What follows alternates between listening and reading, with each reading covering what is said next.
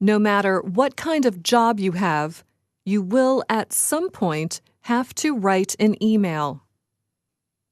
Let's say you are applying for a job or need to ask a coworker for help or a favor. So you send an email. You really want to get a reply.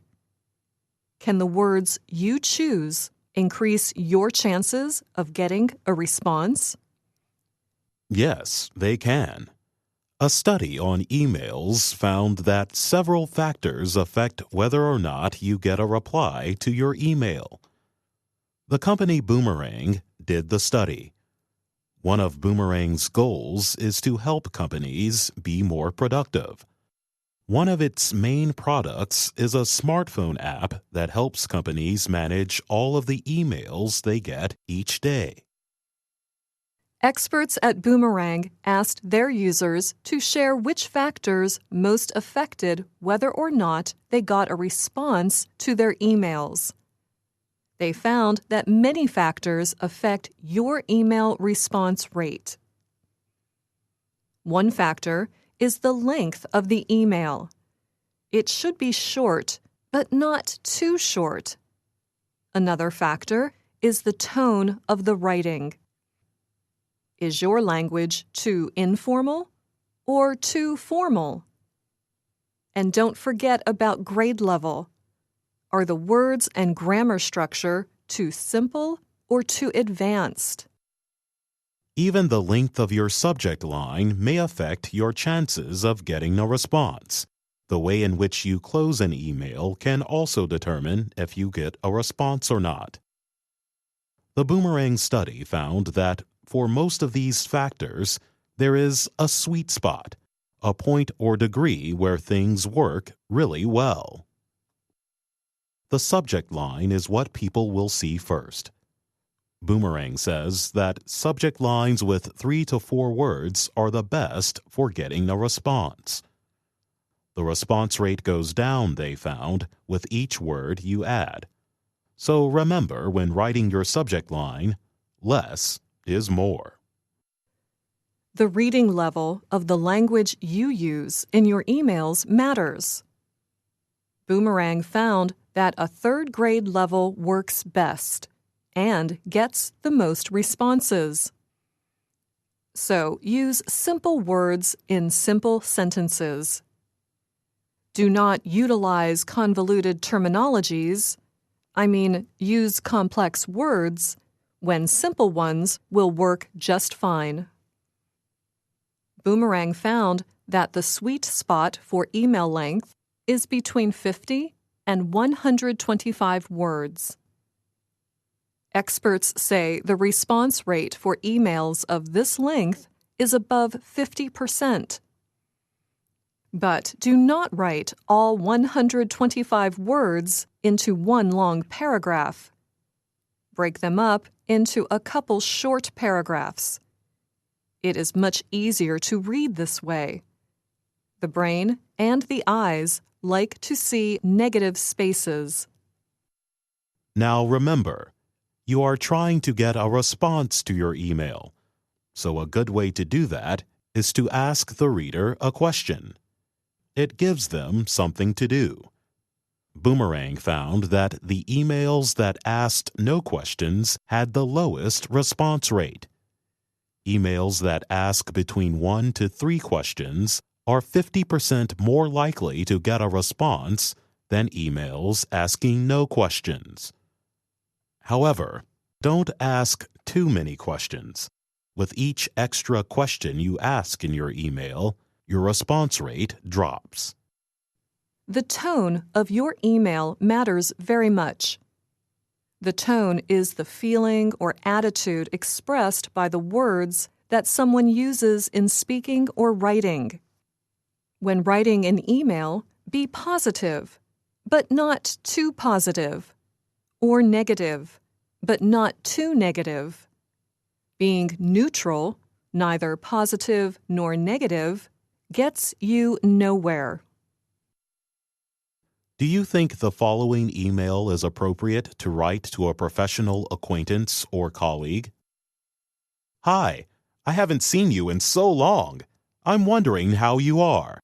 I would very much like to see you again soon. Would you care to have coffee with me tomorrow afternoon? This email is too positive, too emotional, and too formal, a strange combination. The sentences involve too many personal pronouns. This adds too much feeling. It may make the reader feel uncomfortable. It sounds a bit creepy. The writer of this email also uses too many exclamation points, something you really want to avoid. Using too many exclamation points is a sure sign that your email is too positive and therefore, quite possibly, annoying. Try this instead. Hi there. Hope you've been well. Let's catch up over coffee soon.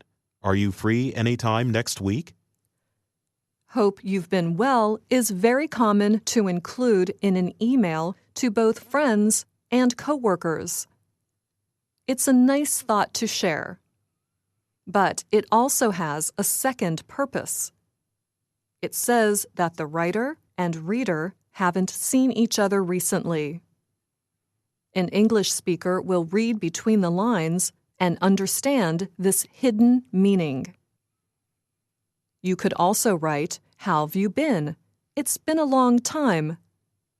By simply stating that a lot of time has passed, you put the importance on time and not your feelings. So it's positive but not overly emotional. The tone is casual but still professional.